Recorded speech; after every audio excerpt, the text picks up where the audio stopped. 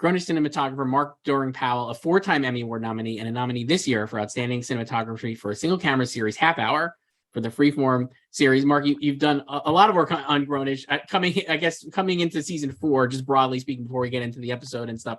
How did you guys talk about how you wanted to evolve the visual look for the show from season 3 and like where it was going, basically? Yeah, it kind of left off from season 3. The look kind of just flowed right from season 3 into this, but this episode was very special. I mean, it's a 2-part episode, right? Like it was Jennifer Rice Genzik Henry who was our director. She's amazing.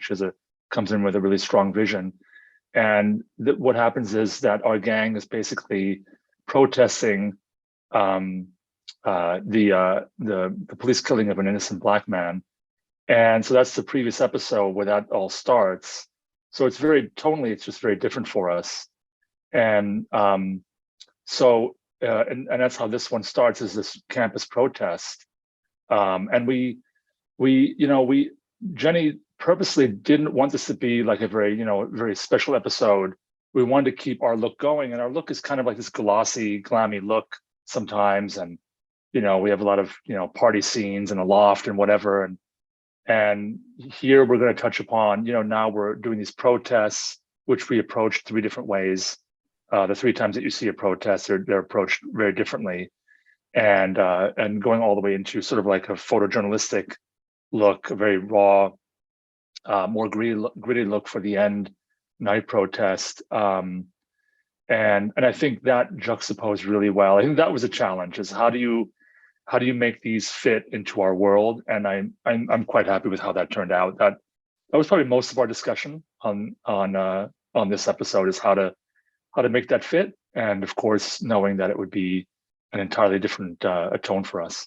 So I would love to start there. Then from you shot the protest, like you said, the episode opening is just remarkable. It almost looks like a still photo, like you said, like a photo, very photojournalistic, and it's obviously not a still photo, as you see if you watch the episode. Can you talk about why start there, and how you kind of like, what were you inspired by? Like, I mean, obviously, like real life events this is not an uncommon thing, seeing protests like this, and certainly seeing it covered like in media. But I guess, how did you guys talk about like why start there with that visual style for the way the episode opens? Yeah, it's so the opening is the cold open is the campus protest. And so what's great about that is you're in this very sort of peaceful world. We put all kinds of blossoms on the trees and so on, and you have our main protester in like this windblown dress for blowing her with a fan, and it's very ethereal in some ways. So that's sort of almost like the safety of the campus, which then gets broken up by the police imposing this curfew. And one thing I love about the show is that it's not preachy. Like, if you watch it, like right after that, our gang just disperses. Like some of them are like, look, I don't like rubber bullets. I'm going home. I'm out. I'm hungry. I've been here all day. They split up. And that's what the story is. We follow our gang in these separate storylines through this day of protest. Some of them continue into the night, past the curfew. Some go home to talk about it, and so on. And you see this conflict between our gang. They're all discussing the events and so forth. And then, of course, we treated the second time you see a protest differently. It's more raw. People are, getting hurt. There's more chaos. And then the third one is more like the aftermath. And that one we were inspired, actually. On the third one, we had a photograph by Julio Cortez.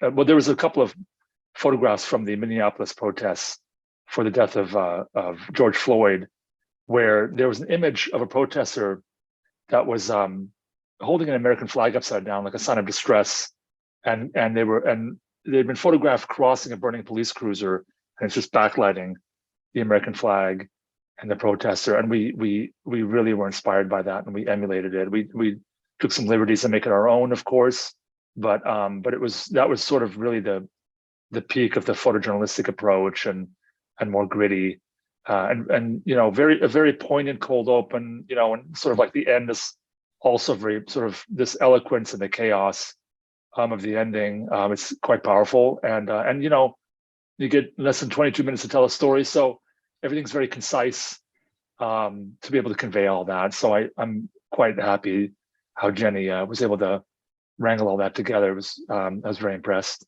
Yeah, it's really a remarkable episode. It's so great. And the opening too reminded me, there's a photo of a protester from like Louisiana in 2016 where you have the young woman like standing in front of the cops and she's so peaceful and like they're so aggressive. And I love the way you kind of capture that too, where they're like just going like frothing at the mouth, and the juxtaposition of those those images is just incredible. I think it really kind of pays off. Can you talk about like your collaboration with Jenny on this episode and as her as a director and stuff, and how you guys kind of work together, I guess?